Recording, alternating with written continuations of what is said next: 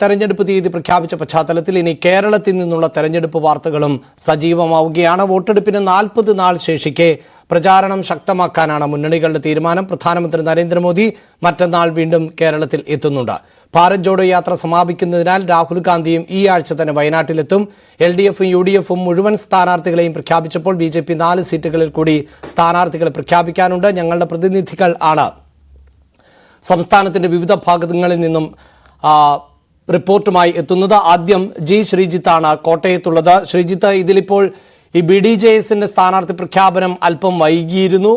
തുഷാറിന്റെ സ്ഥാനാർത്ഥി പ്രഖ്യാപനം അടക്കം ഇപ്പോൾ നടന്നിട്ടുണ്ട്. ഇതിൽ കോട്ടയം ഉൾപ്പെടുന്ന മണ്ഡലങ്ങളൊക്കെ വളരെ കൗതുകകരമാണ്. കഴിഞ്ഞ തവണ തെരഞ്ഞെടുപ്പിൽ LDFന് UDFനോടൊപ്പം നിന്ന ചാഴിക്കാടൻ തന്നെ LDFന്റെ പാളയത്തിൽ മത്സരിക്കുന്നു. അങ്ങനെ തെരഞ്ഞെടുപ്പ് തീയതി പ്രഖ്യാപിക്കുമ്പോൾ മധ്യ കേരളത്തിൽ ഏത് തരത്തിലുള്ള ഒരു ചലനം ആണ് സംഭവിക്കുന്നത്?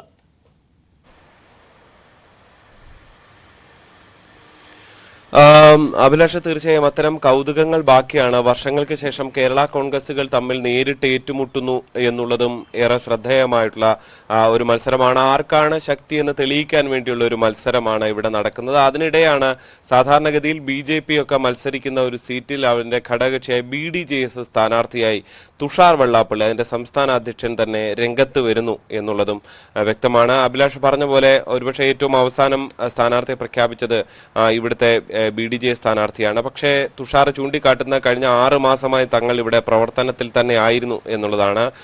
കഴിഞ്ഞ കുറേ ദിവസങ്ങളായി തുഷാർ എന്തായാലും ഇവിടെ വിവിധ ബിഷപ്പുമാരെ കാണുകയും ഒക്കെ ചെയ്തുകൊണ്ട് തന്റെ പ്രവർത്തനത്തിൽ സജീവം തന്നെയായിരുന്നു. എന്തായാലും പ്രഖ്യാപനം വന്നു കഴിഞ്ഞു.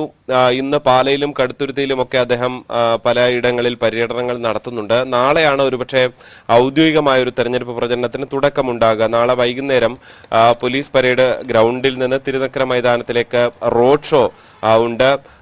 കേരളത്തിന്റെ ചുമതലയുള്ള പ്രഭാരി പ്രകാശ് ജാവ്ദേക്കർ ഈ റോഡ് ഷോ ഉദ്ഘാടനം ചെയ്യുകയും ചെയ്യും. അങ്ങനെ വലിയൊരു ശക്തി പ്രകടനത്തോടെ തുടങ്ങാനാണ് NDA ക്യാമ്പ് ആസൂത്രണം ചെയ്യുന്നത്. ഇന്നലെ തന്നെ ജില്ലാ NDAയുടെ യോഗവും മറ്റും BJP ഓഫീസിൽ ചേരുകയും ചെയ്തിരുന്നു. എന്തായാലും വളരെ ശക്തമായ ഒരു പ്രവർത്തനം നടത്തുക എന്നുള്ളതാണ് അവരുടെ ഒരു തീരുമാനം. പ്രത്യേകിച്ച് SNDPക്ക് വലിയ സ്വാധീനമുള്ള ഒരു മണ്ഡലം കൂടിയാണ് ഈ കോട്ടയം ലോക്സഭാ മണ്ഡലം. അവിടെ SNDP വോട്ടുകളിൽ തന്നെ കാര്യമായി കണ്ണുവെച്ച് തുഷാർ വെള്ളാപ്പള്ളി തന്നെ സ്ഥാനാർത്ഥിയാകുന്നു. ഒപ്പം തന്നെ BJPക്ക് ലഭിക്കുന്ന പരമ്പരാഗത വോട്ടുകൾ കൂടി ലഭിച്ചാൽ മികച്ചൊരു പ്രകടനം കാഴ്ചവെക്കാൻ കഴിയും എന്നുള്ളതാണ് അവർ കണക്കുകൂട്ടുകയും ചെയ്യുന്നത്.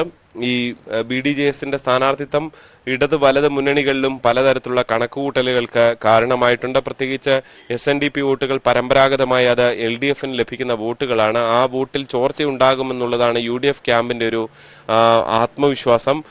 അതേസമയം തന്നെ കേരള കോൺഗ്രസ് എമ്മിന്റെ വോട്ടുകളും CPM വോട്ടുകളും കൂടി ചേർന്നാൽ, ഇടത് വോട്ടുകളും കൂടി ചേർന്നാൽ മണ്ഡലത്തിൽ വിജയ തുടർച്ചയുണ്ടാകും എന്ന് ചാഴിക്കാടൻ കരുതുകയും ചെയ്യുകയാണ്. എന്തായാലും അതിശക്തമായ മത്സരത്തിന് കോട്ടയം വേദിയാകുന്നു എന്ന് തന്നെ നമുക്ക് നിസ്സംശയം പറയാം. അഭിലാഷ്, ഇതാണ് മധ്യ കേരളത്തിൽ നിന്ന് ഉള്ള ചിത്രം. അതോടൊപ്പം തന്നെ തെക്കൻ കേരളത്തിൽ അതിശക്തമായ പോരാട്ടമാണ് നടക്കുന്നത്. പ്രത്യേകിച്ച് തിരുവനന്തപുരം, ആറ്റിങ്ങൽ പോലെയുള്ള മണ്ഡലങ്ങൾ എന്നത് വളരെ പ്രധാനപ്പെട്ടതാണ്. അവിടെ BJPയും കരുത്തരായ സ്ഥാനാർത്ഥികളെയാണ് മത്സരിപ്പിക്കുന്നത്. മാത്രവുമല്ല, കഴിഞ്ഞ തെരഞ്ഞെടുപ്പിൽ ഈ 2 മണ്ഡലങ്ങളിലും കൃത്യമായ വോട്ട് വിഹിതം നേടാൻ BJPക്ക് സാധിക്കുകയും ഒക്കെ ചെയ്ത ഒരു പശ്ചാത്തലം കൂടിയുണ്ട്.